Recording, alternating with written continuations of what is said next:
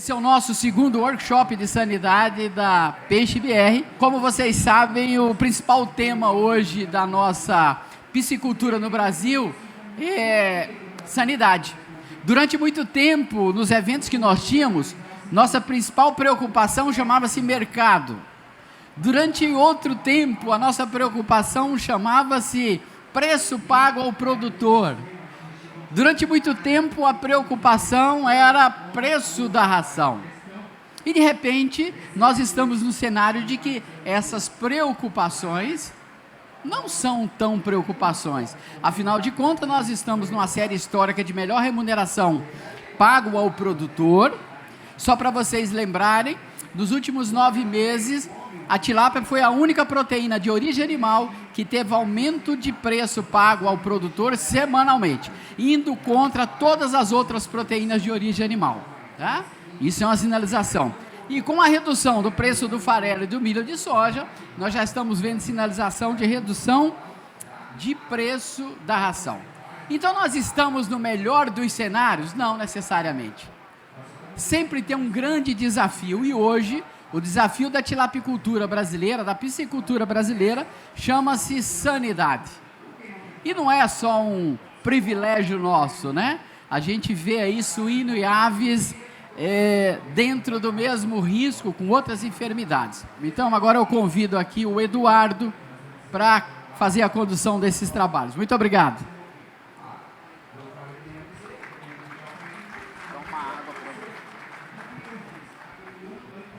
Pessoal, boa tarde.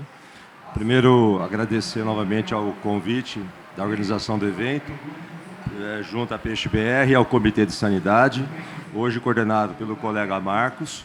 Tá?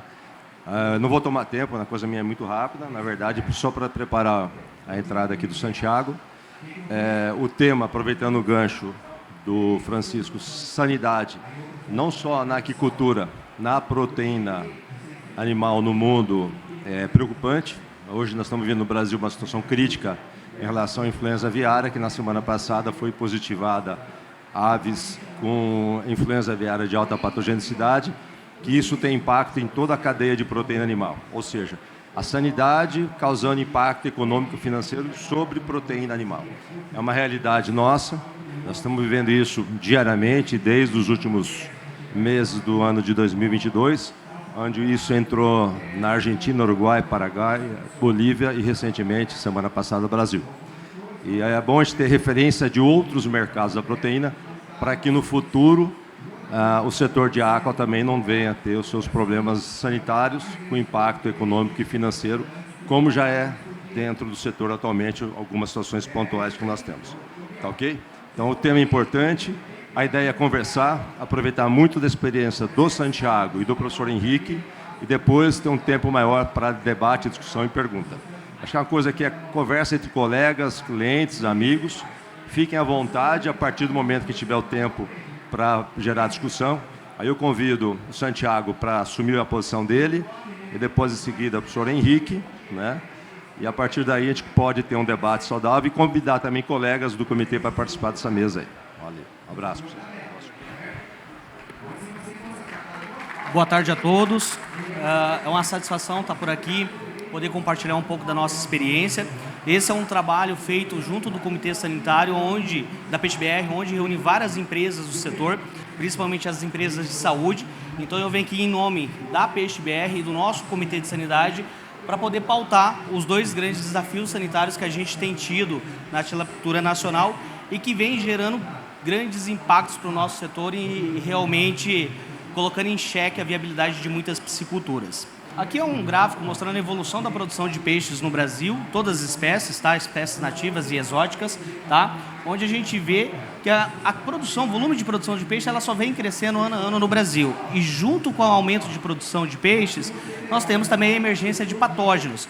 O Streptococcus agalactus sorotipo 1B foi o primeiro patógeno, é a doença mais clássica no Brasil, em termos de impacto na produção, tá? E nesse período, de 2008 a 2011, a nossa piscicultura estava muito numa fase embrionária. Tá? A gente tem muito ainda a crescer, a gente ainda é muito jovem, mas nessa fase, até de 2011, era uma atividade bastante embrionária. Em 2014, 2013 e 2014, emergiu um segundo patógeno no Brasil, né, que é a Francisella orientalis, e ela começou de uma forma focal, alguns surtos em Minas Gerais, e dali, paulatinamente, ela foi se espalhando, né, para outras regiões, e hoje ele é um patógeno que causa impacto desde o Nordeste, Bacia de São Francisco, ao sul do Brasil. Então, ele possui hoje uma distribuição nacional.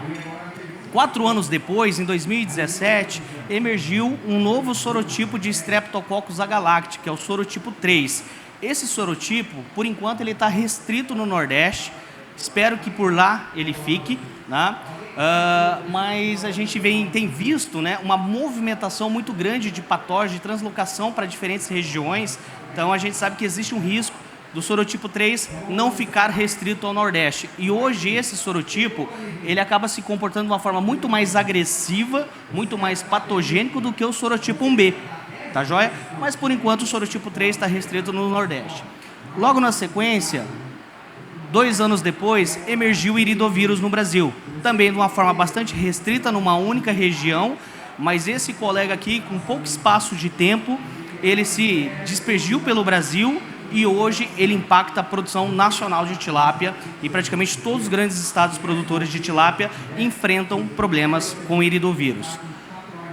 Repare que da Francisella para o Streptococcus agalacti foram 4 anos de diferença. Do Streptococcus sorotipo 3 para o iridovírus, basicamente 1 ano, 2 anos de diferença para emergir uma nova doença. E agora, com 2 anos também, emergiu o Lactococcus petauri, né? Então vocês conseguem observar que de tempo em tempo emergem novos patógenos na nossa produção nacional, e isso vem desafiando a viabilidade da produção de peixes conforme o sistema de produção de cada produtor. Aí vem a pergunta, daqui para frente, o que pode emergir? Alguma outra doença pode chegar? Algum outro patógeno ou agente que já circula pode se tornar mais patogênico e causar impacto? O que pode acontecer com o futuro da tilapicultura na questão sanitária, tá? E um ponto muito importante, pessoal, a emergência de novas doenças tem desafiado a sustentabilidade do nosso setor, por vários motivos.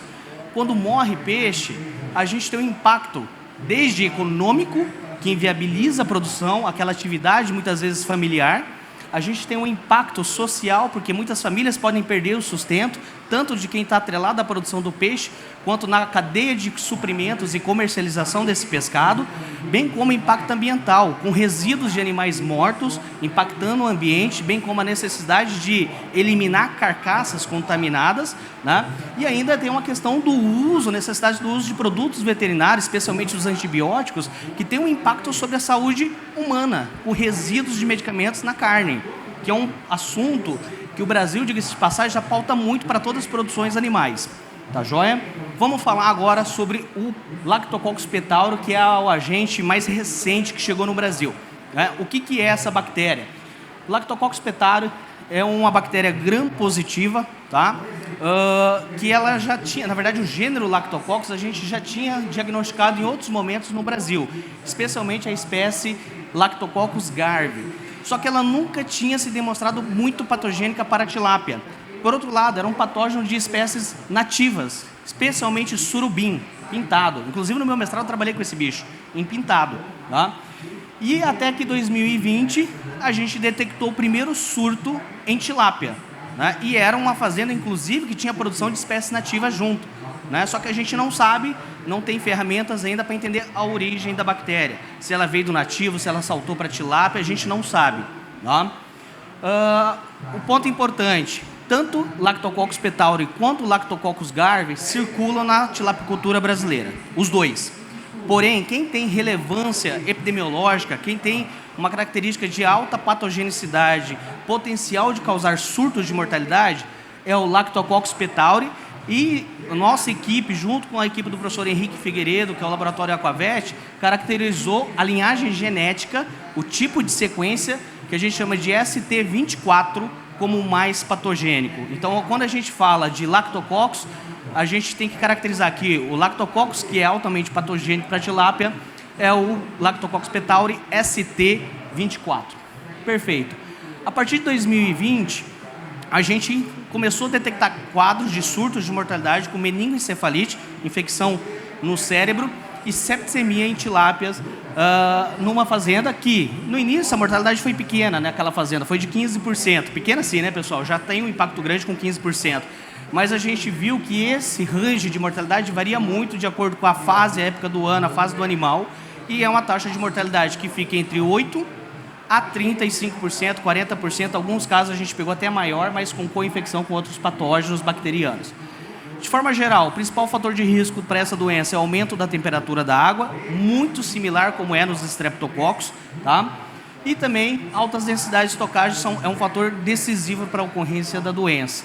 Colmatação da gaiola, formação daquele biofilme que atrapalha a circulação da água, também é um fator de risco, não só para lactococcus, mas para outras doenças também. O que a gente tem observado em relação a grupo de risco? Qual a fase, a categoria animal que se infecta, que é susceptível ao lactococcus? A gente, em 2020, viu peixes acima de 200 gramas, tornando-se positivo e tendo mortalidade. Em 2021, começamos a pegar peixes a partir de 100, 150 gramas. Em 2022, peixes a partir de 30 gramas. E esse ano, a Laura, que trabalha conosco, detectou animais positivos no centro-oeste brasileiro a partir de 5, 7 gramas. Obviamente, não havia um surto agudo por lactococcus nessa fase inicial de criação, mas mostrava que esses animais já eram portadores, já tinham ali a infecção pela bactéria. Tá joia? E, além disso, a bactéria ela tem a capacidade de infectar todo o ciclo de cultivo do animal. O maior impacto da doença é recria e engorda. Peixe de 200, 300 gramas, ali 600, 800 gramas é onde ela mais causa impacto. Sinais clínicos da doença. De forma geral, externamente, a gente vê o peixe escuro, que a gente chama de melanose, né? Que isso é um sinal clínico inespecífico, qualquer doença causa isso. E a gente vê uma opacidade ocular, né? O que é a opacidade ocular? É o olho do animal, a córnea do animal, ela fica esbranquiçada, né? E parece ali que o animal está até com catarata, né? O olho fica branco por dentro. Nem chega a formar uma exoftalmia, que é aquele olho saltado que a gente observa muito no Streptococcus. A gente tem a impressão, e isso realmente é feeling, é a impressão que a gente tem, que o patógeno ele é bastante patogênico a ponto de não manifestar todos os sinais clínicos. O peixe morre antes. Então, os sinais clínicos, de forma geral, são mais leves no sentido, quando comparado com o Streptococcus, que a gente vê aquela exoftalmia bem marcante. A gente observa também hemorragia de nadadeira, tá? Essa é uma característica também do lactococcus. Além disso, você vê que diferentes animais, isso aqui é um animal de 150, 200 gramas, né? Então, com a melanose bastante intensa, um peixe bastante escuro, mesmo padrão de olho esbranquiçado, tá? Uma opacidade de córnea, corrosão de nadadeira. Já aqui nesse outro animal, a gente vê que o animal começa a entrar num quadro de caquexia, então o animal fica magro. Então a doença impacta o desempenho zootécnico, diminui o rendimento de filé na indústria de processamento. Tá joia? Você vê pelo olho do animal que ele está tendo enoftalmia, que é o olho para dentro do globo ocular, né? Além disso, essa doença também tem a capacidade de induzir abscessos no pedúnculo caudal, da mesma forma como observamos para os estreptococcus, né? Então ela também causa descarte de filé no frigorífico por lesão na musculatura.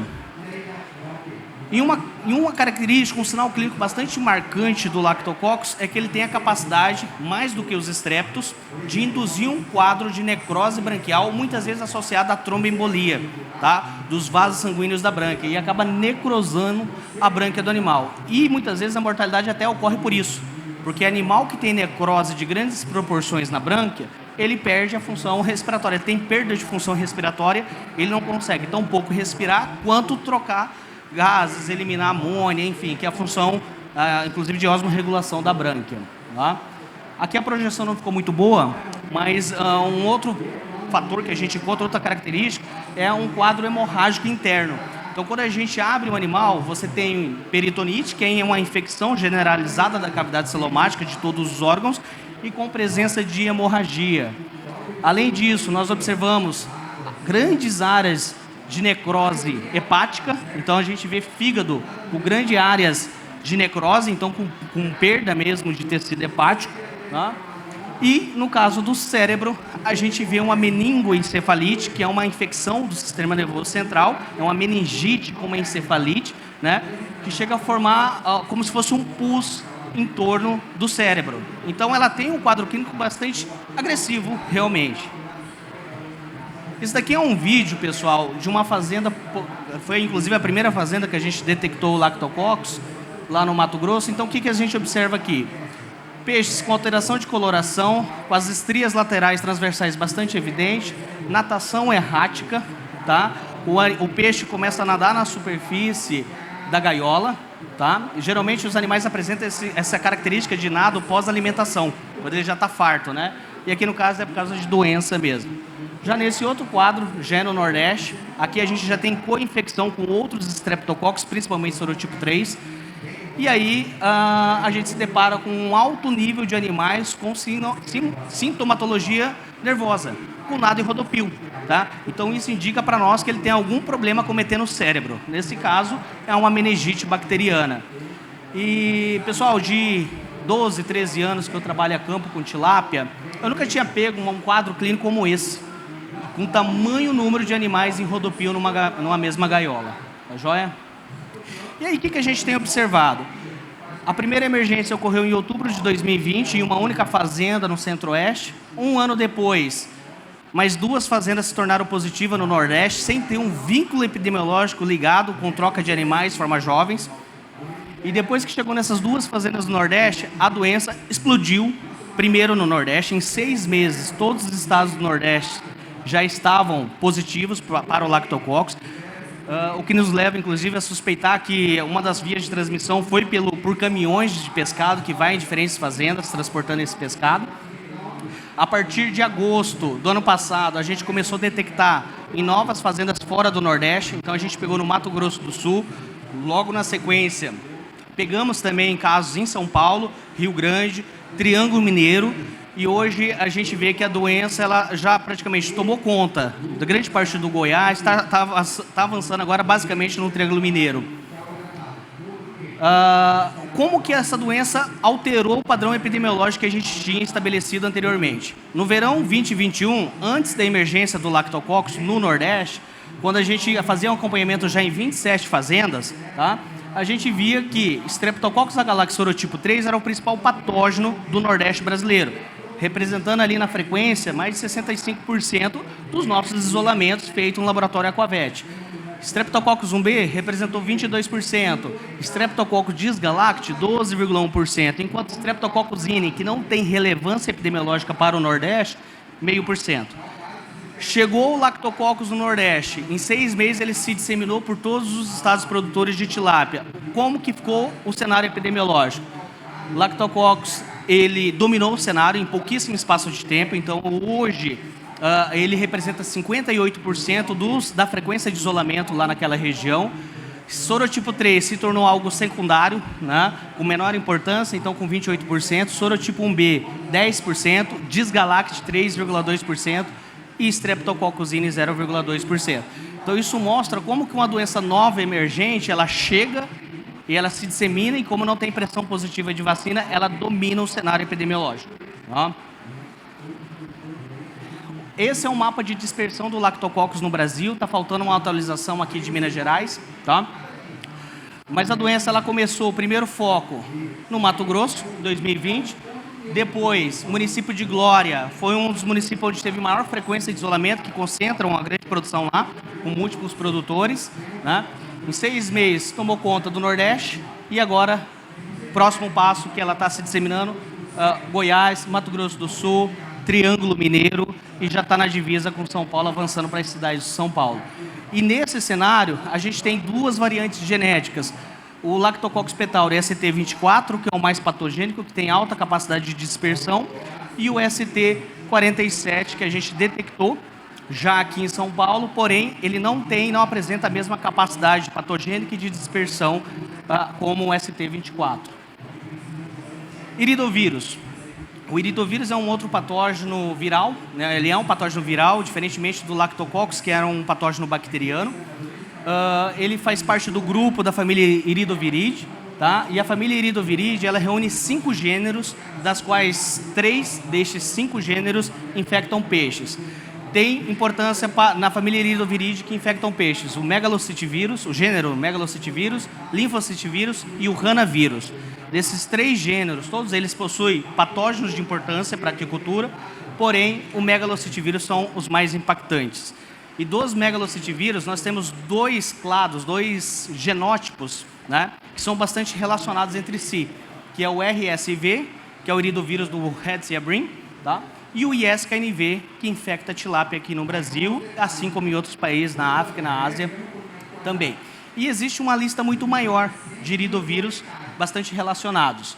Esses 2 patógenos, eles são bastante próximos e causam doenças bastante similares, e o RSV é uma doença de notificação listada pela OIE. Qual é o grupo de risco do iridovírus? Forma jovem, larva, alevino e juvenil. Quando o iridovírus chegou no Brasil, ele causava impacto em alevinos de 1, 2, 3, 4, 5 gramas. Depois de 10 gramas, o peixe era basicamente resistente ao iridovírus. O que mudou de lá para cá? Hoje, o iridovírus, progressivamente, a cada ano, ele começa a impactar animais ainda maiores, e a gente já detectou surtos de mortalidade com iridovírus em peixe acima de 200 gramas. Os animais adultos, eles podem ser portador da doença sem necessariamente desenvolver um surto, e eles conseguem transmitir a doença para os animais jovens em criação, tá? Fator de risco que a gente tem detectado, tá? Está principalmente relacionado a oscilações térmicas, com queda na temperatura da água. Então é uma doença que ela aumenta a pressão quando a gente tem oscilação para baixo da temperatura. Isso ocorre na entrada do inverno e na saída para a primavera também, essa oscilação térmica. Idade e peso dos animais são determinantes para a ocorrência da doença, como é a doença mais de forma jovem, então a idade do animal é bastante importante. Outros fatores como densidade, estresse, regime de alimentação, a gente ainda não conhece. É uma doença nova para a nossa realidade. Sinal clínico, principalmente anemia. O animal fica extremamente anêmico e nós conseguimos ver anemia pela coloração da brânquia do animal. A gente vê que a brânquia do animal fica completamente pálida. Isso indica que o animal não está conseguindo produzir de forma adequada sangue. Por quê? O vírus causa necrose do baço, e o baço é um órgão que produz sangue. Então você olha na brânquia do animal e você vê ela pálida, tá?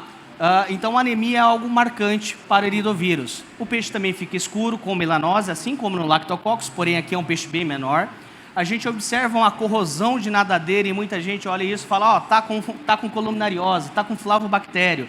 Talvez até possa estar realmente com uma co-infecção, mas aqui a causa principal da doença é o iridovírus. Repara que o olho está um pouquinho aumentado, então ele causa também uma exoftalmia bastante discreta e um aumento do volume ali da barriga do animal, né? Que a gente chama ali de uma peritonite, uma ascitezinha, que ocorre nesse animal. Nesse outro juvenil, está bastante marcante o tamanho da barriga do animal. Então isso a gente chama de ascite, na verdade é uma efusão celomática, que popularmente todo mundo chama de ascite, tá? Que é o acúmulo de líquido na cavidade celomática do animal. E você vê que o animal doente ele fica com as estrias transversais bastante evidente. A hora que a gente necropsia esse animal, que a gente vai avaliar internamente, a gente vê palidez de brânquia, palidez de fígado e intestinos completamente hemorrágicos. Então a doença causa muita hemorragia nos intestinos também do animal, tá? Nessa foto dá para ver melhor como que a alça intestinal superior ali, que é a região do duodeno do animal, está completamente vermelha. Então bastante hemorragia intestinal é observado. E por vezes a hemorragia ela é também no fígado, como no caso desse animal. Eu tenho um quadro de hemorragia hepática nesse animal. E algo que é bastante evidente no peixe com ISKNV, quando ele está na fase avançada da doença, a gente tem, devido à necrose de baço, o baço, em vez de ficar vermelho, bem escuro, ele fica bastante pálido. Ele tem uma esplenomegalia, aumenta um pouco o tamanho do baço, fica com bordas arredondadas e fica pálido, que é em função da necrose que o vírus induz. Aqui eu tenho duas pranchas de histopatologia mostrando um baço de um animal saudável, tá? Então você vê um parênquima, né, uma polpa esplênica bastante rica em células hematopoéticas, né, células de defesa, células que produzem sangue. E aqui à direita a gente vê um baço de um animal com ISKNV, onde a gente vê muitas áreas esbranquiçadas, que nada mais é do que necrose e perda de tecido hematopoético. Aí vem uma pergunta. O baço é um dos principais órgãos imunológicos do animal, que orquestra toda a defesa do animal. Será que peixe vacinado durante período de alto desafio de iridovírus, nessa situação, será que eles vão ter condições de desenvolver nível adequado de proteção, independente da vacina que esteja sendo utilizada? E a gente tem visto isso na prática, que a infecção de iridovírus impacta o nível de resposta de todas as vacinas. Então, o que vai determinar é o quanto temos de iridovírus impactando, qual a pressão, a carga viral, enfim, desse patógeno no momento da vacinação. De forma geral, em viveiro escavado, a gente vê os peixes bastante letárgicos. Então, você chega na beirada do viveiro e o peixe não sai. É o mesmo para o tanque-rede. Você vê o peixe bastante letárgico na beirada do viveiro. Né? Aqui eu tenho um vídeo mostrando essa letargia. O peixe fica por cima da água, tá? Sendo bastante fácil capturar esses animais. Tá? Obviamente, isso é período de inverno, tá, pessoal, em viveiro escavado. Tá? Em relação à transmissão, nós temos as duas, desde transmissão horizontal quanto a transmissão vertical para iridovírus. Então, eu tenho desde transmissão de contato, peixe com peixe, água, pulsar, fomites, né, instrumentos que a gente utiliza na despesca e manipulação do animal, tão quanto transmissão vertical de reprodutores, especialmente matrizes, fêmeas, tá, para prole. Tá? Então, já tem evidências científicas comprovando que matrizes portadoras de ISKNV produzem prole portadoras para ISKNV com altas taxas de mortalidade. E aqui é um caso de campo, é uma piscicultura no estado de São Paulo, positiva para ISKNV, mostrando o padrão de mortalidade. Essa piscicultura estocou 82 mil peixes. Nos primeiros 15 dias pós-estocagem, ele presenciou um quadro de mortalidade, tá, bastante acentuado, onde ele perdeu, em média, até o 15º dia, 8% do lote que ele estocou, e depois se normalizou essa mortalidade. Com 35 dias, com 33 dias pós-estocagem, voltou a ter um novo pico, um novo pulso de mortalidade no mesmo lote, tá? E esse pulso foi com a taxa de mortalidade muito maior, onde ele perdeu ali 8% no espaço de 4, 5 dias de mortalidade. Então, mesmo o animal já passando por um quadro de ISKNV, ele pode voltar a vir a ter um quadro de ISKNV, e aqui nesse caso, peixe acima de 100 gramas, que é um prejuízo já considerável para o produtor. E hoje o ISKNV, pessoal, ele está em todas as regiões que têm importância na produção de tilápia, tá? Todas, do Nordeste ao Sul do Brasil. Né? Obviamente, a gente não colocou Santa Catarina porque não tem diagnóstico, a gente sabe que Santa Catarina é um grande produtor também, mas aqui nós basicamente não temos diagnóstico de ISKNV por lá. Dois últimos slides, pessoal, que eu gostaria só de pontuar sobre um novo patógeno que não está no Brasil, tá? Porém, ele está emergindo em outros países da América Latina. Tá? Em 2021, um Streptococcus agalacti sorotipo 1A, tá? Mas não é qualquer sorotipo 1A, é uma linhagem genética específica de sorotipo 1A, emergiu no México e desde então ele vem, ano após ano, avançando em outros países. Tá? E aí ele foi para Guatemala, El Salvador, ano passado ele chegou em Honduras e com taxas de mortalidade próximas a 30%, 40% também, tá? Com perfil também de resistência antimicrobiana preocupante, e cerca de 3 meses, fevereiro para cá, emergiu também alguns surtos de mortalidade na Colômbia, que já é um país vizinho ao Brasil. Tá? E na Colômbia, conversando com alguns colegas profissionais de saúde que trabalham lá, os surtos de mortalidade também são bastante variáveis. Em algumas operações, algumas produções, tem taxa baixa de mortalidade de 8%, 10%, 12%, depende da condição, o tamanho do animal, assim como algumas com altas taxas de mortalidade próximas de 50%, a ponto de inviabilizar a produção daquele produtor. O Brasil, ele possui sorotipo 1A, tá? Já tem detecção de sorotipo 1A no Brasil há mais de, talvez, 10 anos, depois o professor Henrique pode confirmar isso. Porém, o sorotipo 1A no Brasil é uma outra linhagem genética que não é agressiva, que não, até então ele não tem relevância epidemiológica. Inclusive, no nosso frequência diagnóstica, a gente nem detectou ele na rotina de diagnóstico que nós fazemos.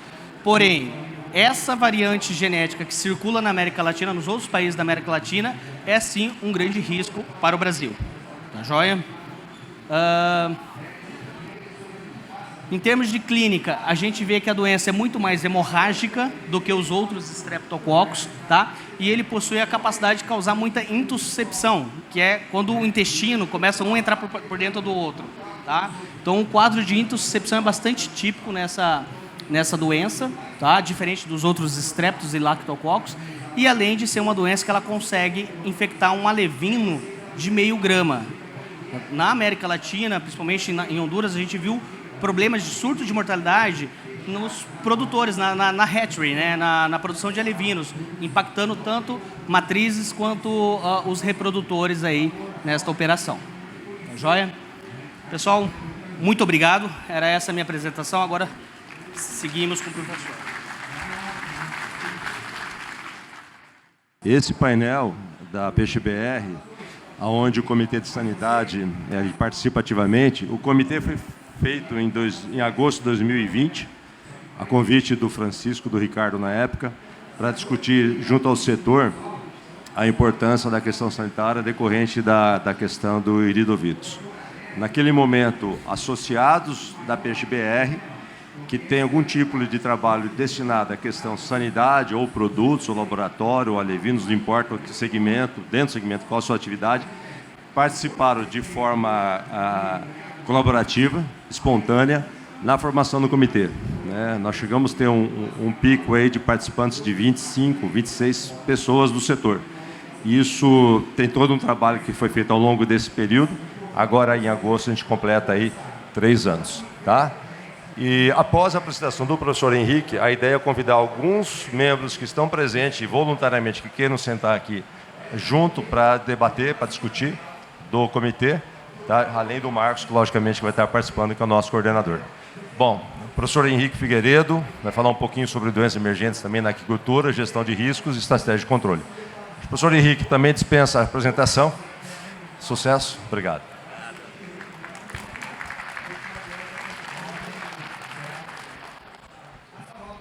Olá pessoal, boa tarde a todos. É um prazer estar aqui no AquiShow 2023. Eu agradeço ao Comitê de Sanidade da PeixeBR pelo convite para poder falar um pouco mais sobre possíveis estratégias de controle e o que tem sido feito, né, para doenças emergentes aqui no Brasil. Esse é um assunto bastante complexo porque quando a gente pensa no cenário da piscicultura de engorda brasileira, nós temos sistemas abertos, né? Sistemas que têm uma facilidade muito grande de entrada de patógenos. Então, sempre basta observar, como o Santiago mostrou naquela emergência de doenças do Brasil ao longo do tempo, sempre que uma doença ou um patógeno chega no Brasil, o seu espalhamento é relativamente rápido, se não impressionantemente rápido. Tá? Então, esse é uma questão que a gente tem que lidar com ela e depois a gente vai discutir alguns outros itens relacionados a isso, mas é muito importante ter essa visão preliminar, né? Então, eu vou começar falando aqui um pouco sobre as doenças emergentes, sobre algumas, obviamente, que eu selecionei, não, obviamente, para abordar aspectos dessas enfermidades em si, mas de potencial controle, diagnóstico, uso de resultados no campo, o que isso tem sido feito pelos produtores, que erros e acertos a gente tem tido, né, de uma maneira geral.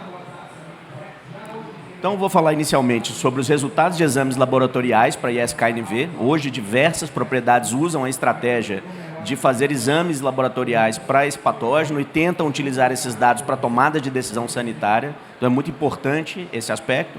O presente e futuro da vacinação para ISK-NV, que é também algo muito recente no Brasil e que a gente precisa consolidar informações e trabalhar também com evoluções nesse sentido. E também o controle de Lactococcus petauri em sistemas abertos de cultivo, né? O que tem sido adotado, que práticas geralmente têm sido feitas e que resultados preliminares a gente tem observado. Uma coisa que é bastante importante que a gente tem observado no exame de campo ou na interação com os produtores é que com a chegada do ISK-NV, e o impacto tão grande dessa enfermidade, houve em alguns casos, em algumas propriedades, um hábito de se deixar de fazer a bacteriologia. Ou seja, agora que eu tenho o ISK-NV, que é um vírus que eu considero como imunossupressor, então eu não preciso mais monitorar doenças bacterianas, é o contrário. Tá? Nós precisamos realmente cada vez ter mais informação sanitária sobre o que ocorre nesses plantéis. Então, para a gente analisar um pouco isso aqui, eu trouxe dados do nosso laboratório Ano passado eu tive aqui fazendo uma apresentação onde a gente ainda tinha poucas informações, né, sobre isso, mas hoje, depois de um ano, uma quantidade maior. A gente pode observar aqui que nós trabalhamos até então com 831 exames ou animais processados e analisados para ISK-NV. Tá? Desse total de 831, 570 animais foram positivos para ISK-NV e 261 negativos. Agora, o que é mais importante a gente observar com esses números? Todos esses animais já eram de suspeita clínica quando coletados. Então, nós não estamos falando de uma amostragem aleatória na propriedade. A gente está falando de propriedades onde já há mortalidade, onde são coletados animais doentes com suspeita clínica e enviados ao laboratório. Então, isso já mostra aqui para a gente, preliminarmente, que sim, é um vírus de grande frequência nas amostras analisadas, mas não podemos tratar como algo que ocorre em todas as amostras, em todas as situações. Então, é possível hoje, em determinados momentos, a gente detectar fazendas onde não está ocorrendo a circulação do vírus naquela amostragem feita. Óbvio, o sistema é aberto, esse vírus pode chegar novamente a qualquer momento, como provavelmente o faz. Mas a gente não pode tratar como, eu tenho ISK-NV aqui presente, essa vai ser a situação constante nesse grau. Então, isso aqui já mostra para a gente a diferença em relação a animais positivos e negativos. Mas a gente pode detalhar isso aqui um pouquinho mais também. Nesse slide aqui, a gente traz uma outra informação importante, que é a média de peso desses animais examinados em relação ao animal que é positivo, ao grupo positivo e ao grupo negativo. O que a gente observa aqui nessa imagem? Nós temos ali o peso dos animais, né, que vai de 0 até 1,2 kg, e a dispersão das amostras analisadas. Vejam que os animais positivos tendem a ter uma média de peso, uma mediana e uma distribuição menor do que os animais negativos. Então, para animais positivos, a gente chegaria ali até em torno de 200 gramas, como essa linha que está mostrada ali, e aqui, para animais negativos, já chegando a 400 gramas. Lembrando que dificilmente vai ser coletado de uma fazenda um animal de 600 gramas, 800 gramas para fazer exame de ISK-NV. Isso é uma exceção. Okay? Mas já mostra para a gente que a concentração está realmente nos animais, pelo menos até o momento, ali em torno de 200 gramas, com uma relação com resultados positivos. Tá? Só uma coisa importante de comentar também é que esses resultados positivos e negativos são dados no nosso laboratório, como em outros laboratórios hoje, que fazem isso no Brasil, por PCR em tempo real. Né? Então, começou o diagnóstico. No ano passado, quando eu estive aqui, eu apresentei dados de PCR convencional, e já é francamente utilizada a PCR em tempo real em diversos produtores no país. E a PCR ou o PCR em tempo real, ele traz uma informação adicional. Né? Além de ser positivo ou negativo, a gente pode olhar aquele valorzinho chamado CT. E por que eu trouxe essa informação aqui? Porque muitos técnicos de propriedades hoje, de fazenda, nos procuram para discutir esses valores de CT. Então, eu quero mostrar para vocês o que a gente pode dizer com CT, o que não, o que não podemos, que cuidados a gente tem que ter, para não também tirarmos conclusões errôneas ou precipitadas do cenário que está ocorrendo naquela propriedade. Tá? Então, aqui, nós também temos uma distribuição dos valores de CT naquelas 578 amostras analisadas. Tá? Chamando a atenção que eu saí de 831 para 578 amostras. Por quê? Essas 578 são amostras que nós processamos para ISK-NV e pareadamente para bacteriologia. Ou seja, cada animal foi examinado nas duas modalidades. E depois eu vou cruzar esses dados para mostrar para vocês. Tá? Então, aqui a gente tem a variação daquele CT, que é aquele threshold, daquele ponto de positividade na PCR em tempo real. Tá?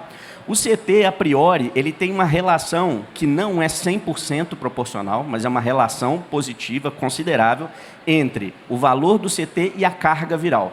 Daí aquela vontade da gente olhar para o exame e falar, essa carga viral está alta, está baixa, está média, e o que isso representa. Tá? Então, sempre que sai o resultado dos laboratórios com a positividade, vai ter lá junto para aquele animal o valor do CT. Tá? E, para interpretar o valor do CT, a gente observa aqui que eu posso ir desde um CT muito baixo, que está ali na base da figura 11.23, que foi o menor CT observado nesse universo aqui de amostras, até lá em cima 38.37. E o raciocínio é inverso. Quanto maior o valor do CT, menor provavelmente a carga viral. Quanto menor o valor do CT, mais vírus eu tendo a ter naquela amostra, portanto, o animal está sofrendo uma infecção com um grau de multiplicação viral mais elevado. Tá? E aí a gente observa que os CTs médios observados, que está ali, na verdade, a média e a mediana também, deu de 26,53. Tá? Nós pegamos nos nossos exames, nesse universo aqui, muitas fazendas, por exemplo, que só tem animais lá no alto, com 38, 37, 35, e a tendência é a gente olhar e falar assim, então o vírus está circulando pouco nessa fazenda. Será? Tá? Nós temos que lembrar uma coisa muito importante, que é o seguinte, esses animais foram todos coletados em cada fazenda num único dia. Então, isso não é uma história contada como um filme, é um retrato daquele dia em que você amostrou os animais. E naquele dia e aqueles animais amostrados tinham esses resultados de CT. Não quer dizer que o seu plantel está exatamente se comportando dessa forma. Okay? Outra coisa importante, os dados de CT, esse dado numérico, ele está relacionado ao método que é usado por cada laboratório. Portanto, evitem comparar CTs de laboratórios diferentes. Cada laboratório que você utiliza na sua propriedade, que você trabalha como fonte de diagnóstico, utilize aqueles dados, compare exame de uma data com outra do mesmo laboratório. Laboratórios diferentes que usam equipamentos diferentes, reagentes diferentes, podem ter CTs diferentes para a mesma amostra.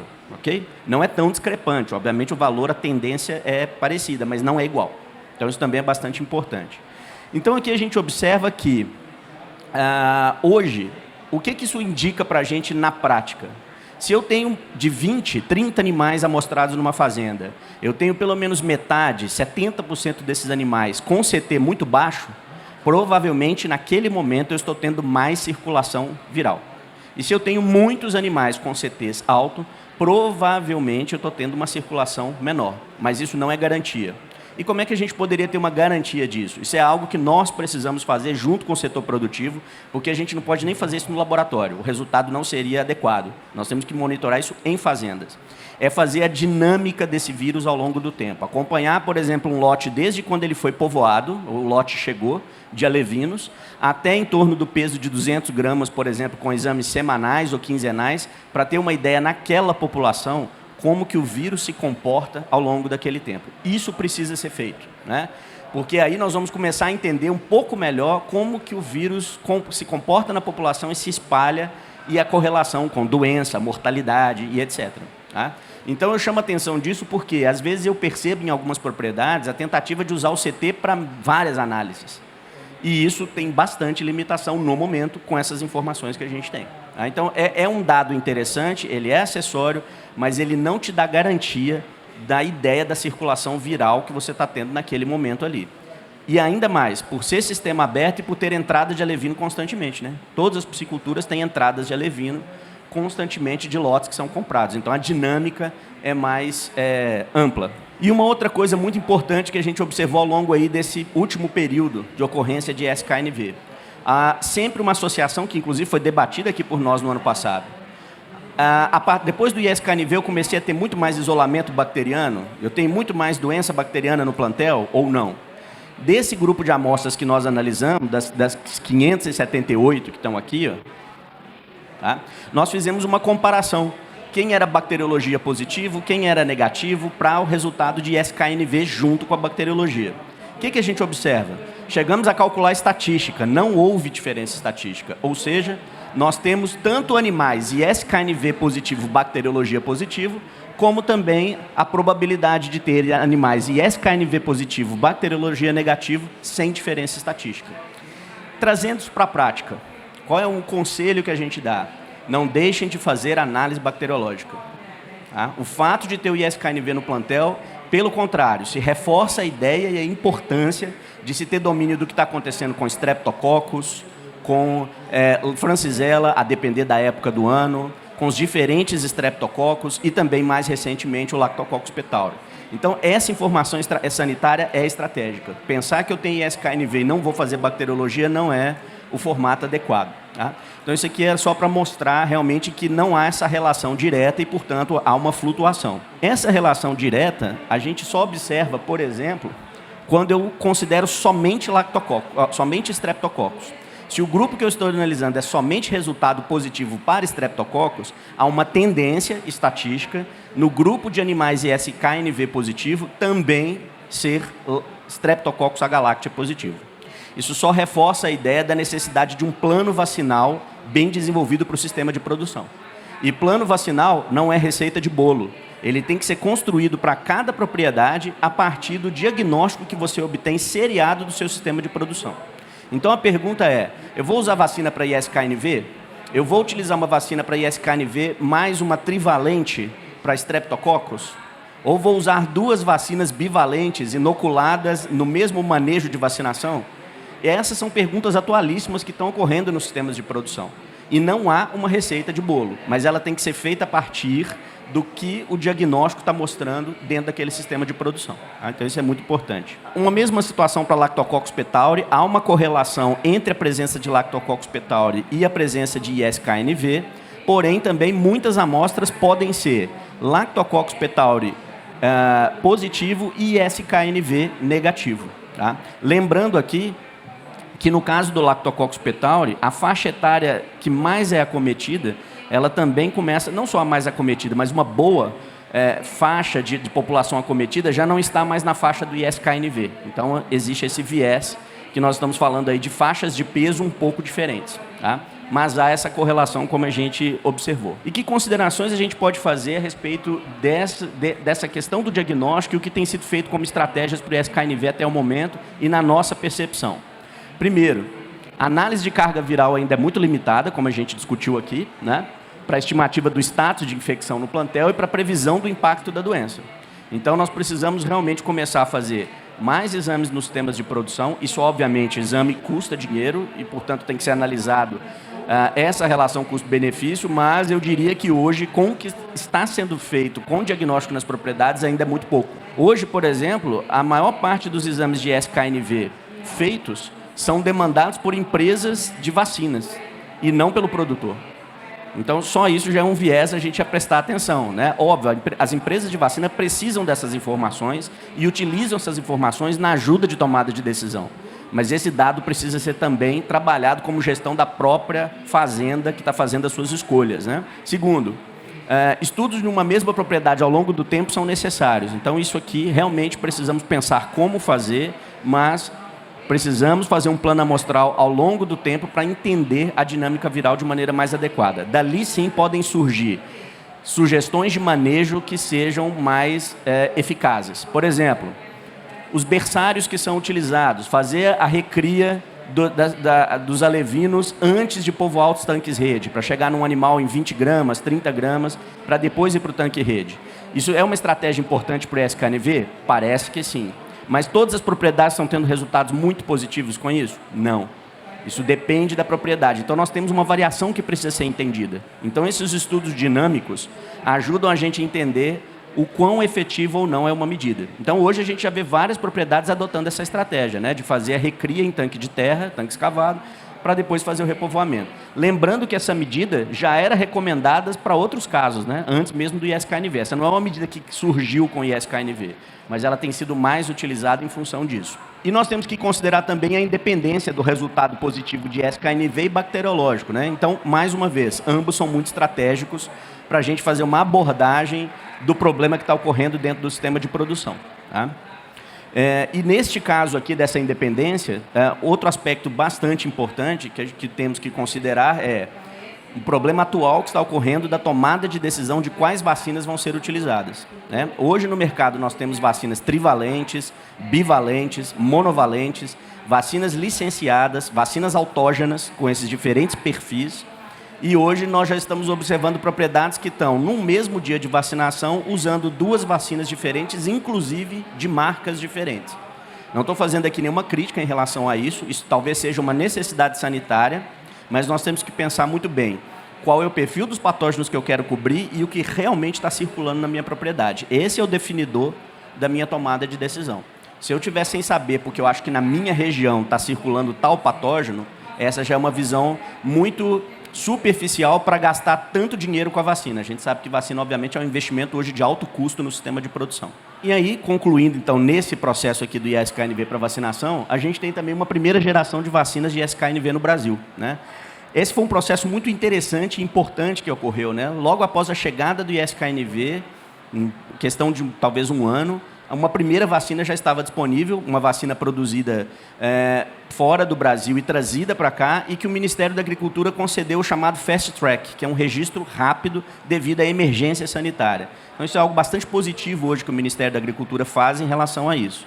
E talvez tivéssemos hoje um cenário pior no enfrentamento do ISKNV se a gente não tivesse pelo menos uma vacina para utilizar. Então, hoje a gente vê a utilização de vacina e a modificação de manejos para se tentar mitigar o problema. O que a gente precisa para frente em relação a isso? Precisamos analisar os dados de eficácia de campo de qualquer vacina que a gente utilize. Então, hoje, para propriedades de grande porte, principalmente as de grande produção, é muito importante, antes de introduzir uma vacina simplesmente, fazer a comparação de lotes vacinados para poder se chegar a uma conclusão de qual vacina tem melhor performance no seu sistema de produção.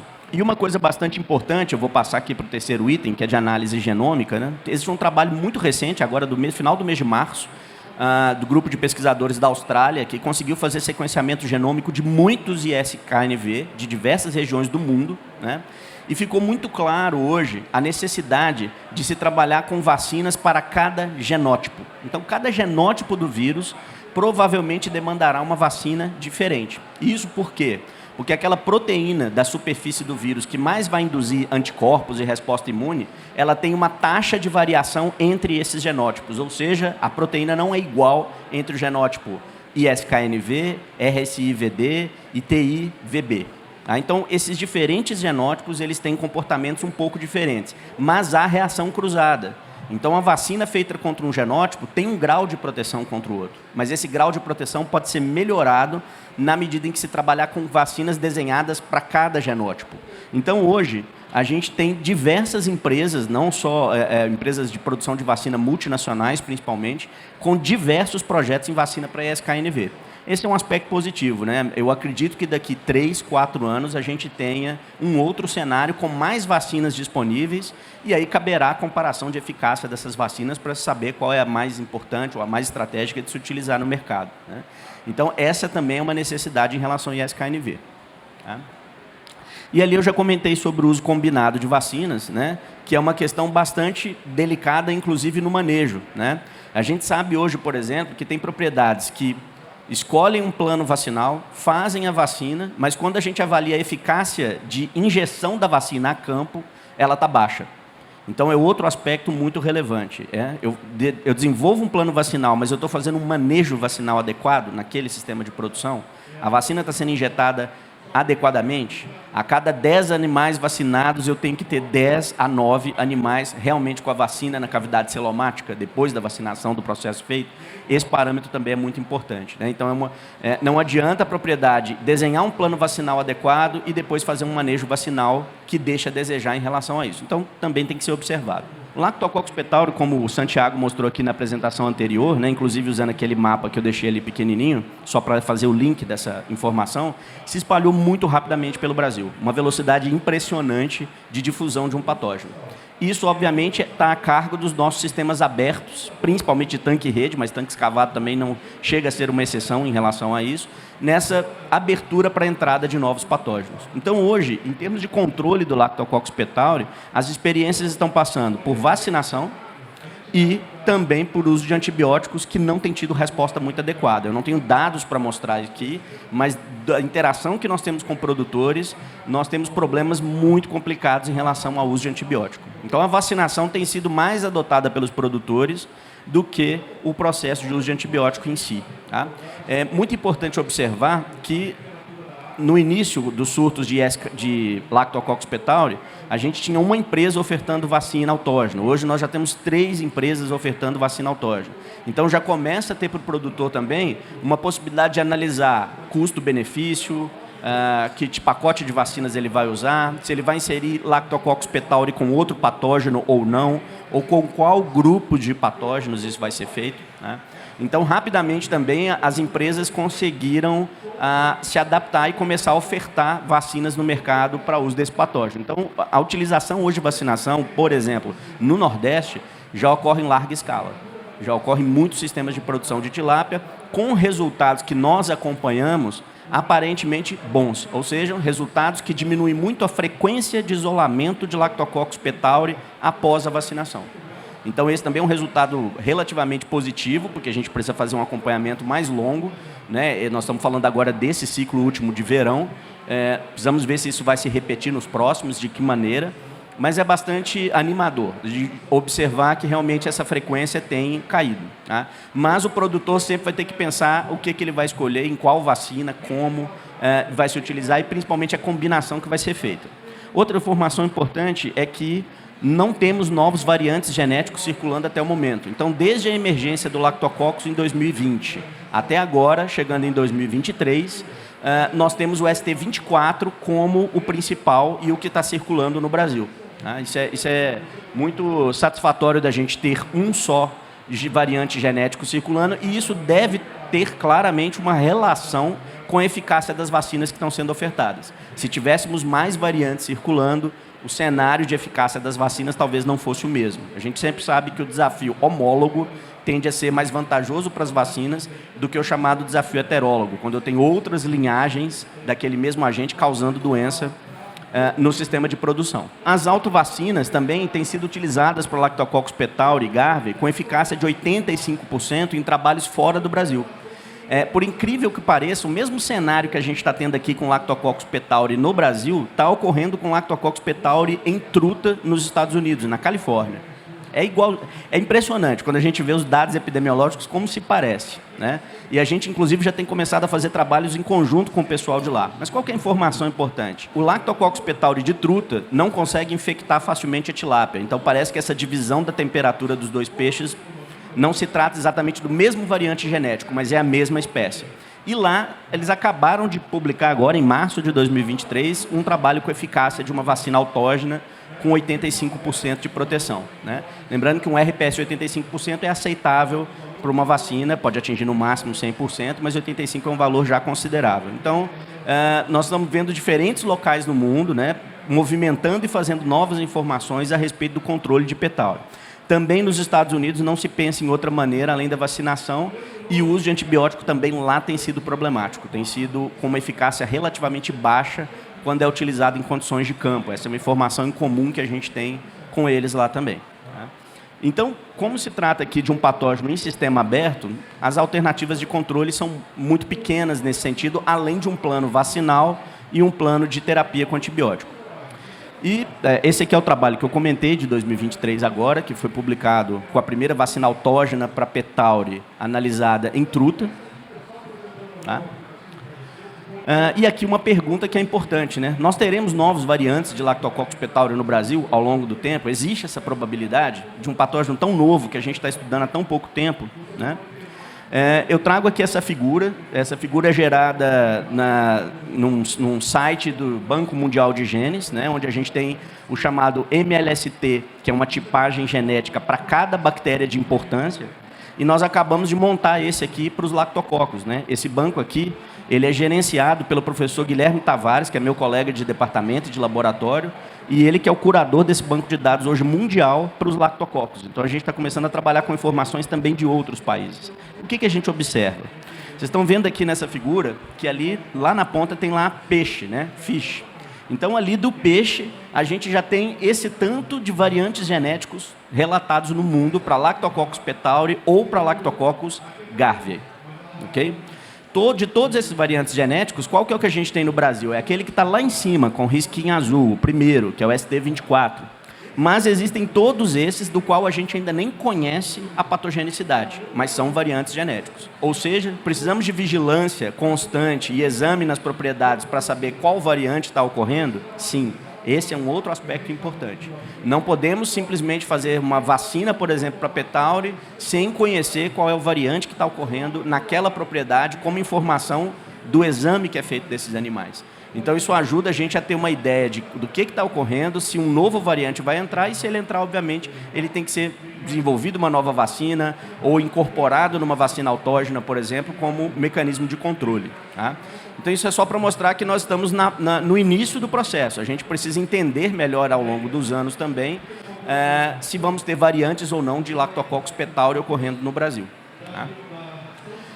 Existem perguntas que são feitas sempre para a gente, por exemplo, eu posso comprar alevino negativo ou eu posso ter algum tipo de controle nos alevinos para esse tipo de enfermidade? Esse é um assunto que a gente não vai desenvolver aqui hoje, pelo menos na apresentação, talvez na discussão, mas eu só volto na seguinte coisa.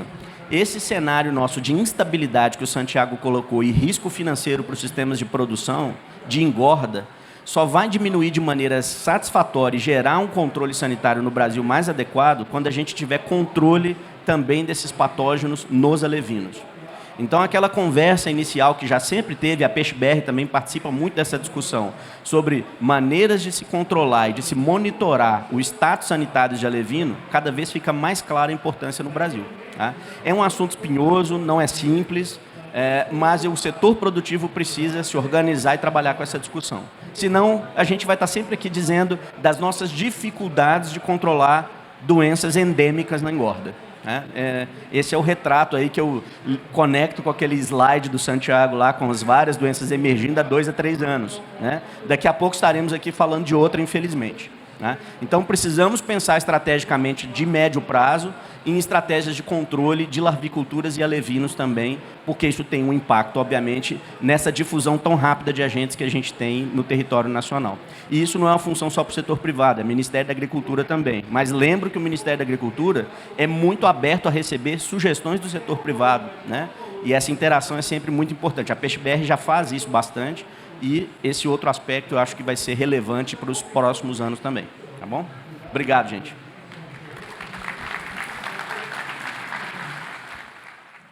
Tem uma pergunta lá, Cláudia, por favor. Por favor, o nome da empresa, por favor, a pessoa e a pergunta. Buenas tardes. Mi nombre es Oscar Botero. Soy piscicultor en Colombia. Y a raíz de estas presentaciones y lo que estamos viviendo en el mundo por el tema sanitario, ¿cómo ven ustedes el riesgo de nuestra actividad de la acuicultura en el corto, mediano y largo plazo a raíz de esta incertidumbre sanitaria?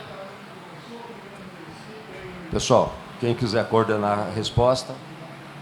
O risco sanitário que você pergunta, eu diria até que ele não é muito diferente do que a gente tem no Brasil e na Colômbia, por exemplo. A produção da Colômbia hoje é muito importante na América Latina, é a segunda produção, e bastante considerável e com informações sanitárias muito boas já, muito precisas de problemas que ocorrem. Mas temos uma característica em comum, sistemas de produção abertos, que, portanto, têm um risco mais elevado, e poucas possibilidades de controle para evitar a entrada de novos patógenos. Esse é um ponto bastante relevante. No caso especificamente do Brasil, e aí eu não posso dizer tanto pela Colômbia, mas no Brasil, eu diria que quando a gente faz a importação de material genético, há um controle sanitário muito bom, muito bem feito por meio de quarentenas, exames durante essas quarentenas, que são muito importantes para evitar a entrada de patógenos. Mas nós temos um território de proporção continental, do qual diferentes fontes de risco devem ser consideradas. Essa não é a única fonte. Só lembrando, por exemplo, que nós importamos muitos peixes ornamentais. E no caso do ISKNV, ele é um vírus que circula também nos peixes ornamentais. Não estou dizendo que foi assim que ele entrou no Brasil, mas esse é um risco, por exemplo, aberto. Então, uma maneira da piscicultura em cada país ter um risco menor é também o controle das enfermidades nas larviculturas e dos riscos de entrada desses agentes no território pela sua primeira vez, que certamente ocorrem em algum momento. Boa tarde a todos. Meu nome é Cleiton, Piscicultura Pôr do Sol, Golvelândia, Goiás. Eu fiz parte meio que constante dessa questão do ISKNV aí, quando que ele foi comunicado ao mapa. E o que eu percebi foi o seguinte, que na verdade eu tinha um morto lá em Golvelândia e a polícia baixou lá, prendeu o morto e ficou cuidando do morto, e os bandidos continuaram soltos, Então minha pergunta é a seguinte, qual é o plano de contingência? O que pode ser feito, o que vai ser feito se uma outra enfermidade vier a aparecer do jeito que apareceu o ISKNV aqui no Brasil? Nós temos um TILV, que era um problema que a gente imaginava que ia chegar antes do ISKNV e acabou não chegando, mas que está aí rondando.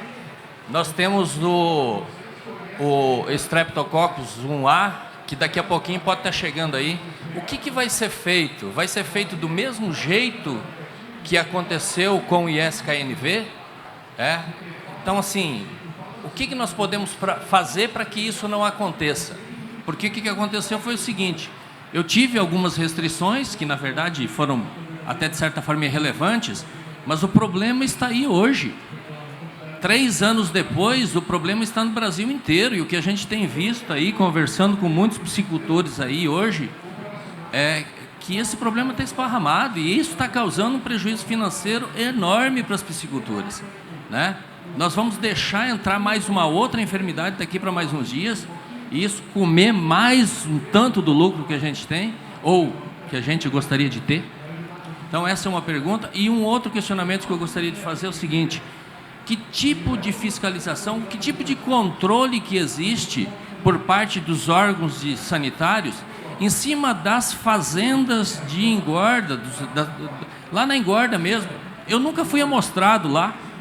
Nunca teve um órgão sanitário que fosse lá e falasse: não, eu vou lá na piscicultura Pôr do Sol e vou coletar umas amostras para ver se não existe um patógeno novo. Eu acho que isso não ocorre.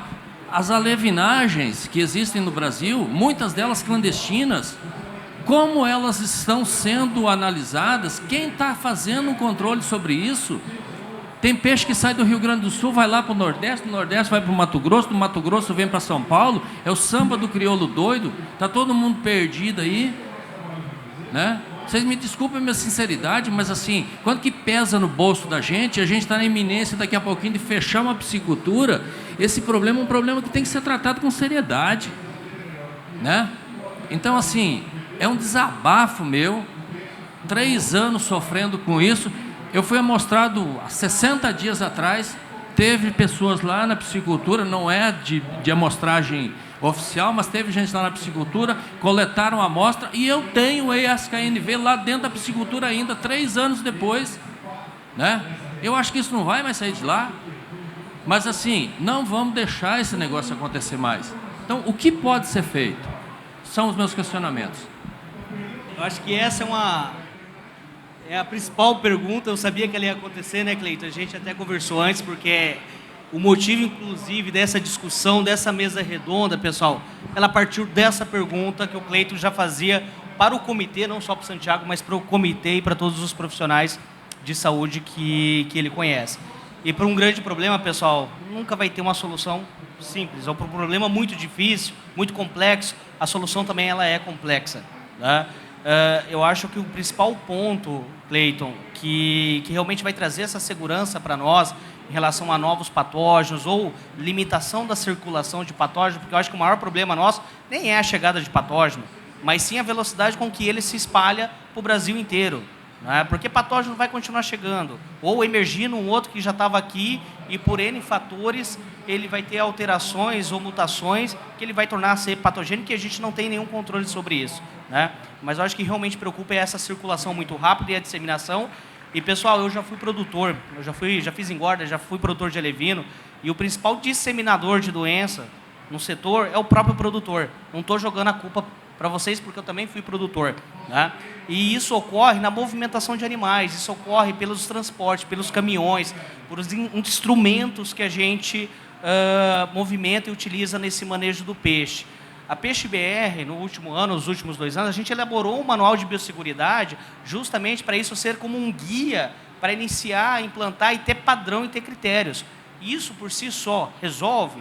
Não. Se resolvesse, você não teria mais ISKNV na tua fazenda, Cleiton, tá? Mas começa por aí. Certamente a gente também precisa caminhar pelo que o professor Henrique comentou, que tem uma estrutura de vigilância ativa em cima dos produtores de forma jovens, para que ali, principalmente, na hora que eu falo forma jovem, desde alevino, juvenil, que ali também é uma grande forma de se disseminar e movimentar doenças entre diferentes fazendas, sem falar entre diferentes regiões, tá? Então, acho que são esses os pontos principais para a gente realmente atuar de forma mais efetiva, a proporcionar uma segurança maior, uma tranquilidade maior para o produtor, e mesmo assim ela é passível de falhas, porque se não é todo o setor que entra nesse padrão, fazendo isso sem manter o padrão, ele consegue disseminar o problema. E como o próprio professor comentou, nós trabalhamos com a tilapicultura industrial em tanques redes, com fluxo aberto, com sistemas abertos. Então, uma vez uma fazenda positiva no reservatório de Ilha Solteira, ainda mais para um patógeno viral, que é o STNV, que já existem evidências que ele circula em espécies nativas, é questão de tempo para aquela doença se estabelecer no reservatório e se transmitir para outras pisciculturas via água, via peixes nativos. Tá? Então, assim, realmente é algo mais enraizado em questões regulatórias mesmo, do processo produtivo e de comercialização desses animais. Eu só complemento essa discussão, Cleiton. A gente participou tanto, né, do início lá do primeiro relato e da sua disposição, né, que eu acho que sempre tem que ser destacada. Nós já tínhamos a circulação do vírus no Brasil e não tínhamos um diagnóstico oficial, né? E a minha posição sempre era, olha, se a gente fizer o exame e der positivo, a gente tem que comunicar, e foi o que você, obviamente, aceitou de pronto em fazer. E hoje a gente tem uma realidade de conhecimento muito diferente em função desse start, desse princípio, né? Mas uma coisa muito importante, a gente está, nesse momento no Brasil, a gente está em emergência sanitária para influenza. Todo mundo deve ter visto isso, jornal, grande mídia, etc. e tal. Vejam bem, por que nós estamos com essa emergência sanitária? Porque algumas aves silvestres morreram em parques, foi detectado rapidamente H5N1, e a partir disso startou-se, né, iniciou-se todo o processo já definido de plano de contingência, de vigilância. Isso é um resultado da vigilância sanitária, epidemiológica, né? E levamos a isso tudo. Mas nós estamos falando da cadeia produtiva de aves. Mas a cadeia de tilápia, que eu trabalho com ela há um pouco mais de 20 anos, ela não tinha tamanho, hoje ela tem. Né? Óbvio, não é comparável ainda com o segmento da avicultura, mas não é questão simplesmente de comparação. Hoje já é uma cadeia onde a gente vê uma indústria de insumos estruturada trabalhando com ela. Nós estamos falando aqui dos produtores, mas nós temos uma indústria de insumo extremamente versátil trabalhando hoje dentro da tilapicultura, né? E crescendo cada vez mais. Então, está na hora de ter patamares de discussão política, de política pública, diferente do que a gente teve. Tá? E isso não é fácil, não é simples, mas precisa ser feito. Então, voltando à sua pergunta, se a gente tivesse um sistema de vigilância epidemiológica hoje para vírus de tilápia no Brasil, existem viroses importantes na Ásia que ainda não chegaram aqui, talvez a gente tivesse realmente algo muito importante a se fazer para essa cadeia produtiva, né? E um programa de vigilância epidemiológica tem que ter um certo acordo de cavalheiros entre o setor produtivo e uma construção junto à autoridade sanitária, que é o Ministério da Agricultura, juntamente com as autoridades sanitárias estaduais. Não podemos esquecer das nossas agências estaduais e as autoridades que são muito importantes, como a gente tem aqui, o Cláudio trabalhou durante anos, décadas, né, no estado de São Paulo. Então, isso tudo é muito importante. Agora, que hora que isso vai ser discutido? Né? A minha função aqui é como técnico, pesquisador, estou mostrando dados e etc. e tal. É o que a gente consegue fazer mediante um problema que está ocorrendo, mas não é essa a solução. Essa já é a consequência. Então, para lidar com a causa, realmente é a construção dessas políticas públicas de controle sanitário. E que eu acho que as associações de produtores, como o Peixe-BR, são grandes locais para se fazer essa discussão, como a gente está tendo aqui. Mas acho que esse pensamento tem que ir à frente. E lembrando ainda de uma outra coisa muito importante, né?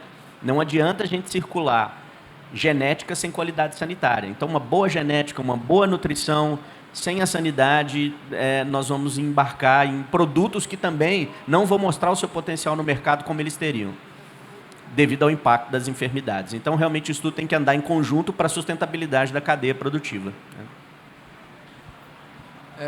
Em relação a cadeia produtiva, quando a gente vai analisar, né, fazer uma reflexão de um ano atrás, né, estava conversando com o Eduardo sobre isso, no encontro passado, o Comitê Sanitário levantou justamente um guia de biosseguridade.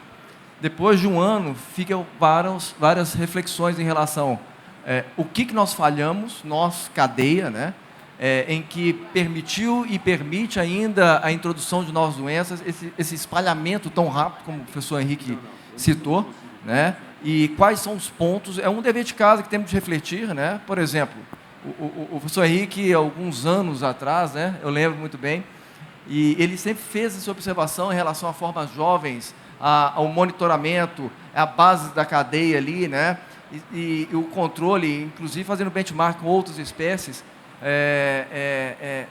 2, 3 fornecedores diferentes sem esse controle. Isso há anos, o professor Henrique já coloca isso como pauta, porque ele, como veterinário, trabalha né, nesse setor é um ponto muito frágil da biosseguridade, em que deve ser mais intensificada.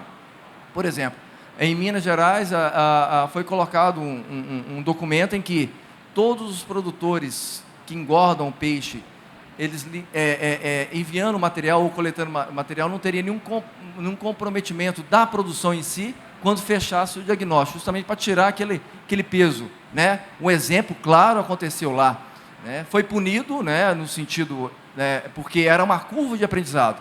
Eu acredito que essa curva se cumpriu, né? A gente está aprendendo com isso. O próprio comitê sanitário, ele tende aprendendo, acho que todos nós estamos aprendendo, e para também não repetirmos os mesmos erros. Temos os pontos críticos. Esses pontos críticos devem ser identificados e ter as medidas mitigadoras aí para realmente evitar outras doenças, outros patógenos, porque é o segundo, terceiro caso, vamos ficar aprendendo até quando, né?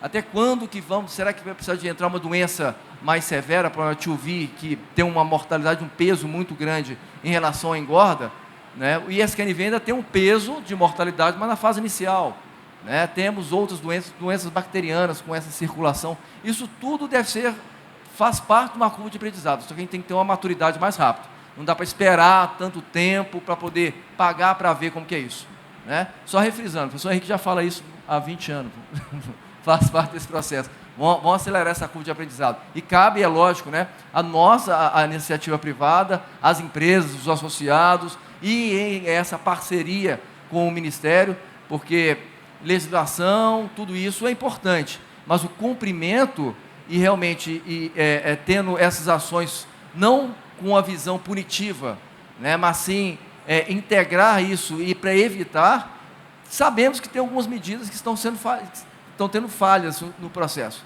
Cabe a nós, né, a associação em si, discutir, como o Eduardo sempre frisa nas nossas reuniões, né, o Henrique citou também sobre a avicultura, são cadeias mais bem estabelecidas, que já passaram por essa curva de aprendizado e vamos acelerar isso. Eu acredito que estamos num ponto de maior maturidade, né? A cadeia está mais madura do que nos últimos 10 anos e temos de chegar nessa madureza rápido, né? Porque o prejuízo pode ser grande, né? Pode pesar bastante no nosso bolso isso aí. Boa tarde. Eu queria falar alguma coisa também, para a gente discutir, para a gente refletir aqui.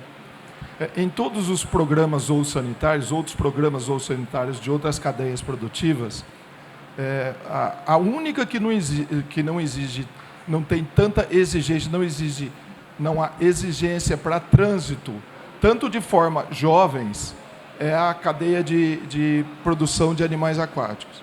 Hoje em dia, para você fazer o trânsito de animais hoje, tanto de larvicultura, tanto de formas jovens, quanto para engorda, para abate, processamento, não se exige nada, desde que um estabelecimento esteja registrado na origem, no destino, e que não esteja interditado. Então, existia o Ministério da Pesca e Aquicultura, em 2014, ele fez uma legislação onde deu início a um programa de plano forma jovens monitorada, plano de forma jovem segura. E a cadeia, houve uma portaria em consulta pública, que foi a tilápia segura, alguma coisa desse jeito. Isso teve em consulta pública e não foi para frente. A gente precisa fazer o controle de trânsito. O trânsito é uma forma de transmissão muito importante. E hoje em dia, a cadeia produtiva de aquicultura não há exigência alguma para o trânsito. Precisa se pensar nisso, principalmente no ponto crítico, que é o início da cadeia produtiva, que são as formas jovens.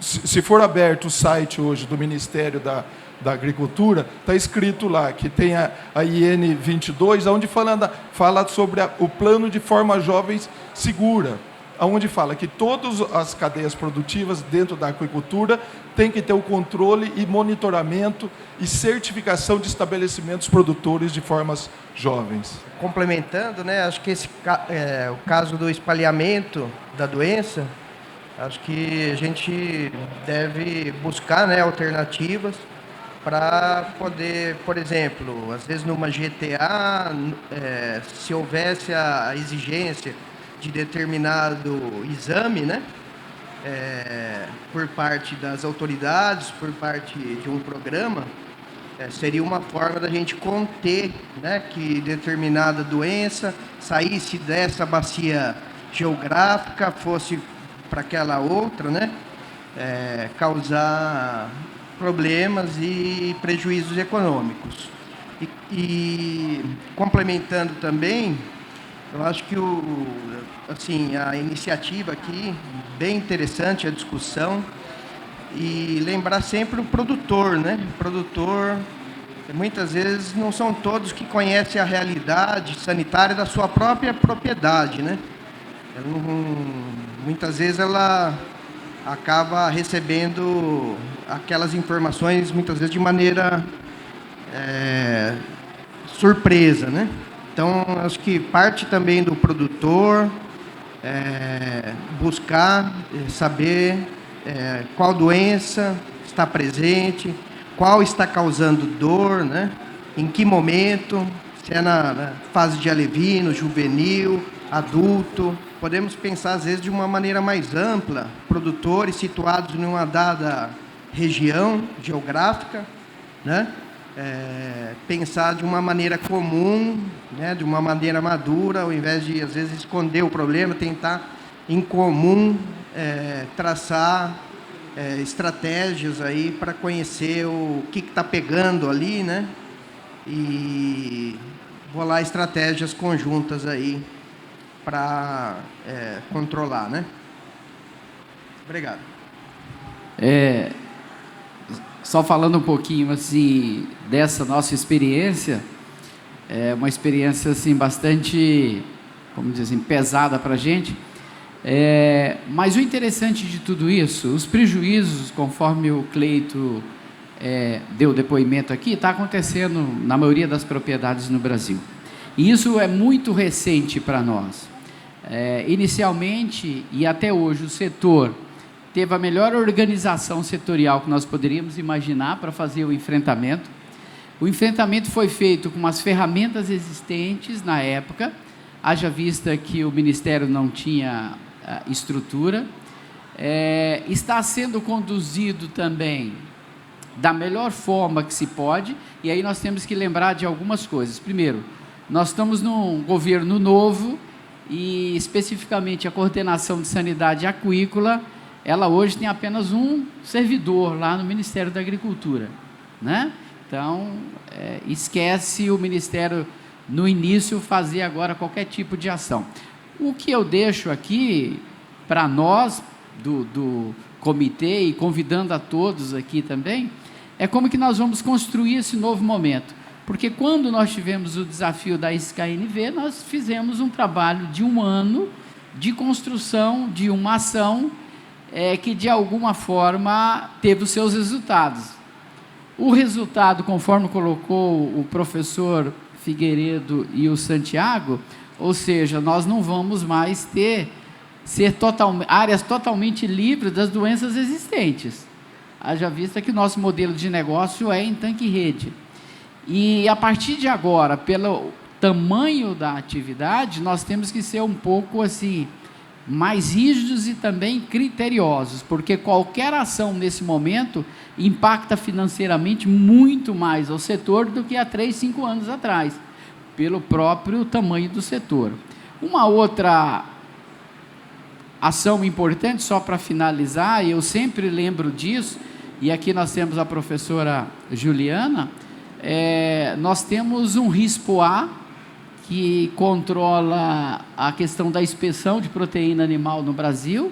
É uma lei federal de 1952, e hoje grande parte do consumo de proteína animal, principalmente na região norte e nordeste, e aqui em São Paulo também, vão direto para o consumidor sem passar pelo serviço de inspeção. O que significa? Nós estamos discutindo aqui a saúde da tilápia. No entanto, nós temos um outro risco muito maior, que é a saúde das pessoas, que ninguém está preocupado, né? Seja a vigilância sanitária de município, de estado, de governo federal. Eu acho que é momento da gente começar a discutir todos esses fatores e trazer para os órgãos de defesa agropecuária dos estados e para o Ministério a sua responsabilidade e o ajuste necessário para o setor. Só para concluir, né, o que o Francisco está colocando também, eu acho que é importante a gente não só esperar das políticas públicas, mas também o setor se organizar de uma forma a pressionar a criar uma demanda de leis e estabelecer decretos, enfim, que possam... porque senão a gente vai discutir, né, Marco Túlio, as boas práticas que não foram feitas, a circulação que acontece, que todo mundo sabe, mas são pontos que todo mundo conhece e não se discute dentro da cadeia em si.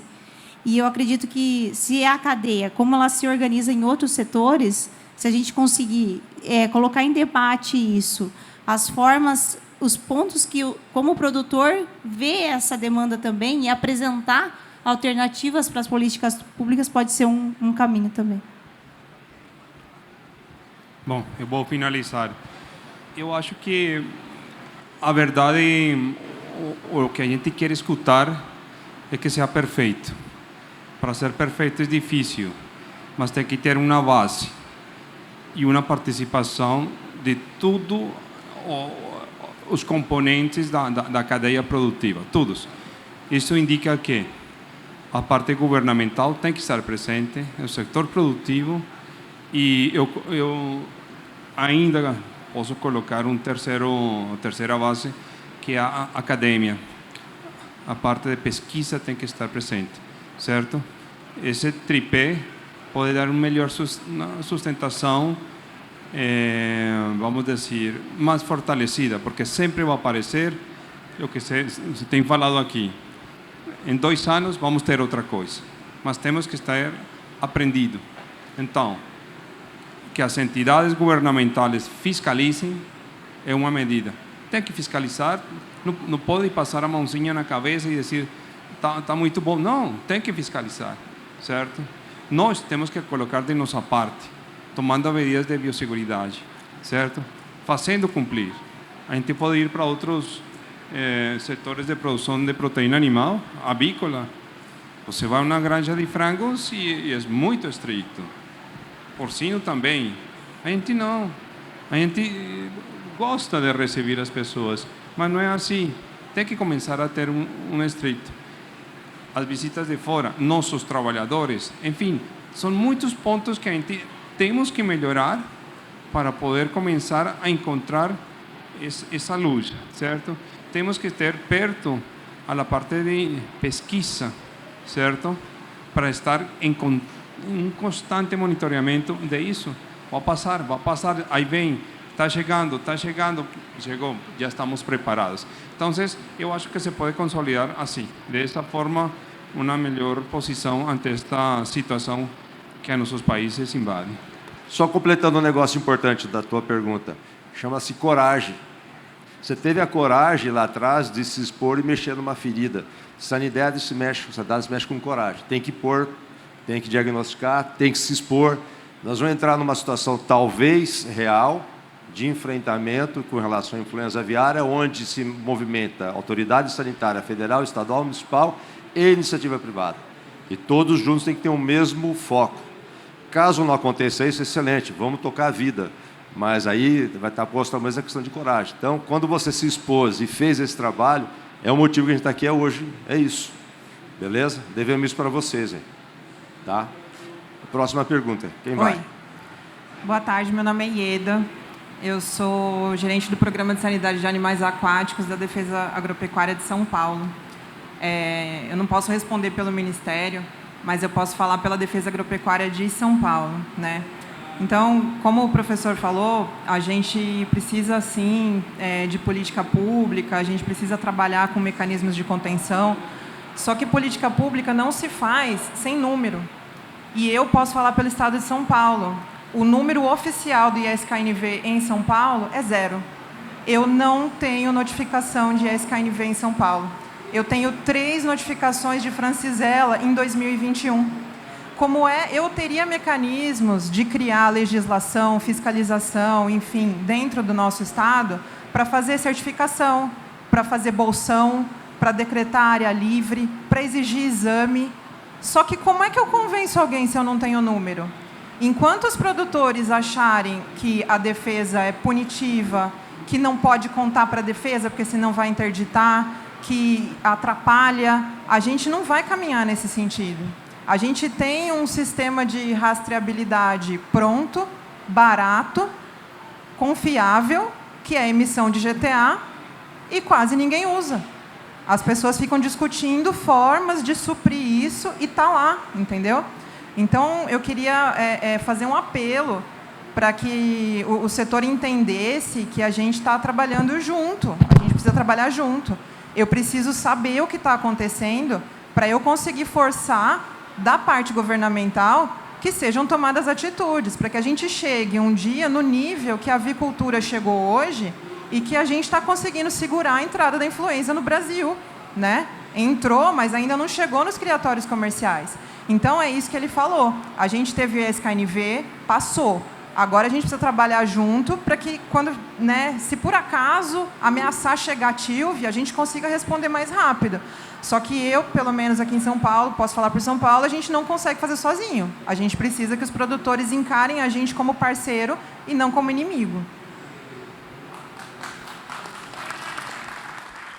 Existe um receio muito grande quando se fala sobre notificação de doença em qualquer propriedade, né? Sempre o novo assusta, para tudo, não só para a doença, né? Então, até saber o desdobramento, a gente entende. Hoje, só o Cleiton foi o único produtor que realmente se expôs, teve a coragem para se expor, e se não fosse ele, talvez a gente não conseguiria nem trazer um mapa, como eu trouxe aqui, de dispersão da doença, né? Porque até então, oficialmente, naquele momento, ele era o caso 01, né, Cleiton? E a gente já sabia que a doença já estava esparramada, né? É um assunto realmente delicado, e eu acho que isso faz parte da curva de crescimento, de amadurecimento do próprio setor, que ainda não chegou nesse ponto. E, infelizmente, vai chegar na medida que ele sente dor, e ele está sentindo dor, né? Doenças e mais doenças chegando, e à medida que elas vão chegando e vai impactando e vai realmente ameaçando a manutenção daquela operação, é aí que a gente vai realmente se tornando flexíveis para esse tipo de diálogo e implantação de medidas que elevem o estado sanitário, a qualidade do estado sanitário de forma geral da operação de peixes. Eu vou perguntar.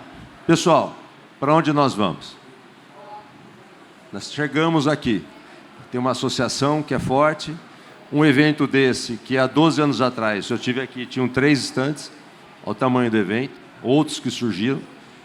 Foi feito um comitê, tem gente trabalhando forte na área de equipamento, indústria, sanidade, né? Foi formado um comitê com pessoas de todo o mercado, né, que se expuseram e se prontificaram. E aí, para onde é que nós vamos agora? Bom, acho que eu vou chutar a bola, então. Mas eu vou chutar a bola como alguém que está sempre participando, mas de fora. Não faz parte do comitê, obviamente, da PeixeBR, né? Mas a gente sempre tem uma interlocução muito boa. E posso falar como uma pessoa do meio acadêmico que lida com a área produtiva há muito tempo. A gente tem um momento bastante singular. Demorou muito para a cadeia produtiva ter uma organização empresarial como ela tem hoje. Então, acho que a PeixeBR hoje faz um trabalho do qual a gente esperava há muito tempo, né? Podia ser a PeixeBR ou uma outra associação que fosse, mas isso não acontecia, né? Então, hoje a gente já tem um cenário, um espaço para discussão e para organização de informação que é extremamente relevante, né? Basta a gente ver, por exemplo, as nossas informações de anuário e o quanto que o anuário bate com a realidade da produção. Isso hoje é a nossa principal referência no Brasil para isso. Então, são muitas coisas que eu vou economizar o tempo aqui para dizer que são muito importantes. Mas tem uma outra também muito importante, que é uma outra bola quicando que a gente precisa chutar. Hoje a gente está aqui discutindo problema sanitário, né? Eu viajo muito e interajo muito com pesquisadores da Europa, da Ásia, participo de reuniões da OIE, por exemplo. Agora mesmo eu fazia parte do painel de TILV da OIE, portanto, discutindo realidades de outros países. E hoje, em termos de tilápia, o Brasil é uma potência em informação sanitária. Estamos aqui discutindo as nossas mazelas e o que fazer com os problemas? Sim, mas a gente sabe quais são os problemas. E isso é a academia brasileira. São muitas pessoas de diversos locais, universidades, institutos, como aqui o Instituto de Pesca, que nos recebe, que geram essas informações. E por que eu estou dizendo isso? Porque nós temos elementos hoje para construir o tripé. Está precisando ir à frente. Mas nós temos coisas boas. né? As nossas informações hoje sobre doenças no Brasil, sobre caracterização dos agentes, são das melhores no mundo. Tá? E eu não tenho problema nenhum em dizer isso, porque mesmo porque isso não, eu represento uma pequena parte disso. Existem N instituições e pessoas trabalhando com isso, públicas e privadas. Tá? Então, juntamente com a organização do setor e essas informações, nós temos oportunidades ímpares de avançar no controle sanitário. E vejam bem, para uma outra pergunta, para um outro lado, né, um outro comentário. Nós tivemos um influxo de capital na piscicultura brasileira espetacular, a gente sabe disso, principalmente na indústria de insumos. Parte da indústria de insumos hoje que está aqui atendendo aos problemas sanitários são multinacionais que decidiram entrar nesse negócio. Né? E por que decidiram entrar nesse negócio? Porque o futuro sanitário brasileiro da produção de tilápia tem que se parecer com o que a gente faz com as outras cadeias produtivas. Pode não parecer agora, igual a gente está aqui chorando as nossas pitangas, como a gente diz lá em Minas. Né? Mas a gente tem que evoluir, tem que melhorar, e a gente tem oportunidade. Eu não tenho dúvida disso. Então, por mais que eu venha aqui falar de problemas, não me acompanha uma visão pessimista. Me acompanha uma visão positiva disso. Mas ela precisa de uma organização de setores e de áreas para que isso avance. Né? Mas nós temos oportunidades. E quando a gente fala aqui, por exemplo, das autoridades sanitárias, ao mesmo tempo que nós temos autoridades sanitárias que ainda não atuam tão fortemente na piscicultura, nós temos dos melhores controles sanitários da produção animal do mundo. Está dentro do Brasil. Hoje, qual é o principal país do mundo para compartimento sanitário para aves? É o Brasil. Com uma experiência que montou primeiro que todo mundo. Então, assim, a gente precisa acertar o jogo. Mas jogador bom a gente tem. Viu, professor? Até em alinhamento isso que o professor falou, além de nós sermos uma potência, né, em gerar conhecimentos na questão sanitária, a tilapicultura brasileira, a gente tem visto agora, principalmente caminhando em outros países e outros cenários de produção também, o Brasil hoje tem a tilapicultura mais tecnológica do mundo. E além de ter a tilapicultura mais tecnológica, com produção de tecnologia local, né, para atender a demanda do produtor local, nós também somos hoje uma referência em desenvolvimento de produtos de saúde no Brasil. Olha o nosso PeixeBR com 8 associados da indústria de saúde animal que investem dinheiro, recursos, inclusive de fora, para desenvolver tecnologia brasileira no quesito de vacinação. Isso não ocorre só com uma ou duas empresas, mas várias empresas. E isso realmente, certamente, está suportando esse desenvolvimento, essa melhoria do estado sanitário brasileiro. Né? E hoje o Brasil já é o país que mais vacina tilápia em todo o mundo. Mais de 50% de toda a vacina vendida para tilápia no mundo inteiro é utilizada aqui no Brasil. Né? Então, nós somos referências em tecnologia, nós somos referência em produção de informação sanitária para a produção de tilápia e estamos nos tornando referência também em sanidade. E isso acaba resumindo, né, em uma qualidade superior do produto, tanto para o consumidor local, e certamente para o consumidor estrangeiro, assim que o Brasil começar a trilhar o caminho da exportação. Bom, para onde nós vamos, eu acho que o professor Carlos e o Santiago falou muito bem. Nós estamos numa curva de aprendizado bastante acelerada, até por conta do ambiente que nós temos.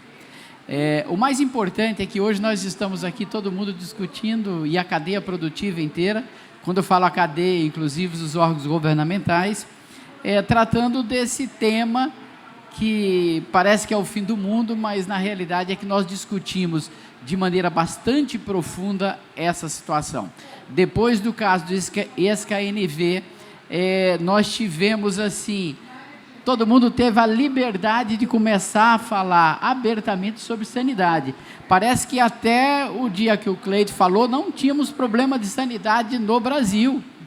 E hoje não, hoje a gente fala isso abertamente, sem, vamos dizer assim, sem medo de estar tratando desse tema. Então esse amadurecimento aconteceu numa velocidade muito grande e pelo perfil, principalmente da cadeia de insumos hoje no Brasil, essa é uma curva de crescimento que ela não tem retorno. Hoje nós tivemos um evento e um palestrante, que é uma pessoa que participou da história da avicultura no Brasil, ele falou que até os anos 80, praticamente 50% da produção era 10 empresas de aves no Brasil.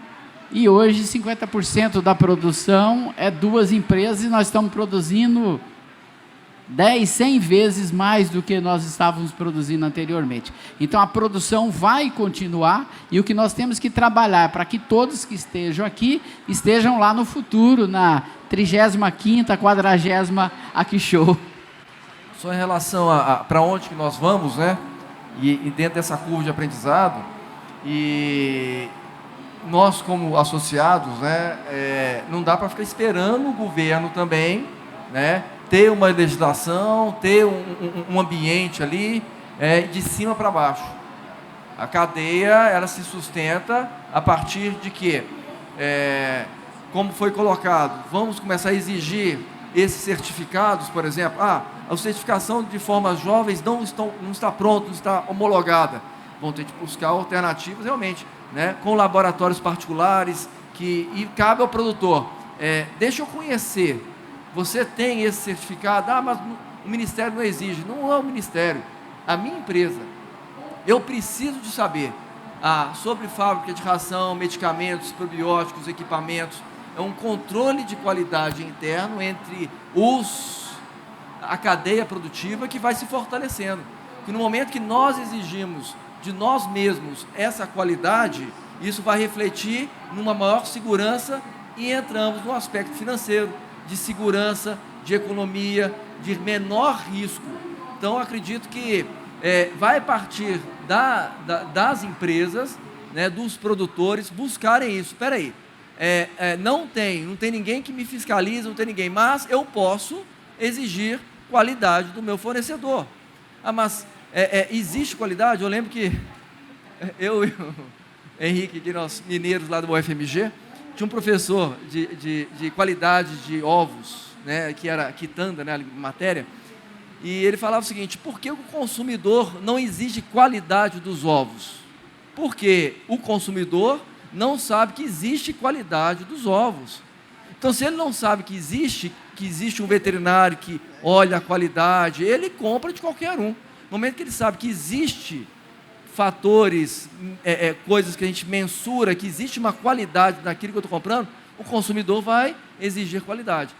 O consumidor vai falar isso, o produtor vai exigir isso, aí faz parte da cadeia. Somos nós da cadeia produtiva, temos de organizar para evitar problemas, prejuízos entre nós, senão a cadeia pode ficar, né, fragilizada em relação a isso. Acho que complementando aí, só concluindo o que o Marco comentou, né, a gente está no caso de emergência aí de influenza aviária, a gente sabe assim, o quanto que essa cadeia é importante para o Brasil, né, o quanto o Brasil exporta para quantos países, né, e o quanto esse setor seria impactado aí caso fechassem alguns mercados, né. Hoje, para onde vamos? Será que a tilápia brasileira, né, ela vai ser eternamente consumida pelo mercado interno ou vai se pensar cada vez mais no mercado externo, né?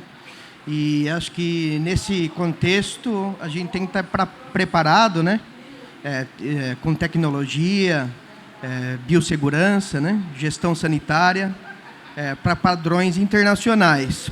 E porque mais para frente também a gente pode sofrer, né, tanto pela exigência do mercado, que acho que aquele mercado sim vai querer, né, qualidade, exigir um produto diferenciado, como também pode ter impactos econômicos, né, se a gente não tiver organizado até lá. Então, acho que a discussão é boa e envolve realmente todos os elos aí dessa cadeia. Com certeza tem muitas perguntas que poderiam surgir.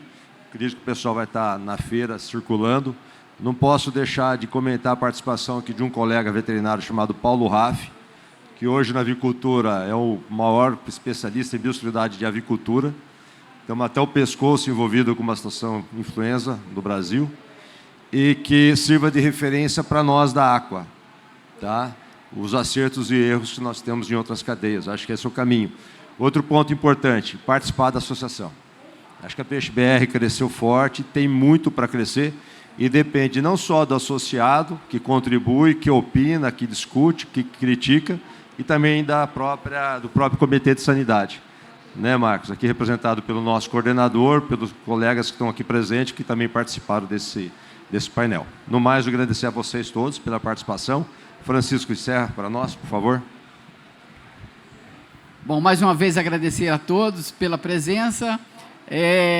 Lembrá-los que nessa data, o ano que vem, nós estaremos com o 3º workshop de sanidade aquícola e, com certeza, com boas e melhores notícias, cada vez melhorando mais. Agradecer a presença dos palestrantes, em especial do professor Henrique. Ele não é do comitê, membro efetivo, mas é membro emérito constante aqui do comitê. Muito obrigado, e eu convido a vocês a gente se levantar para tirar uma foto, para registrar. Muito obrigado.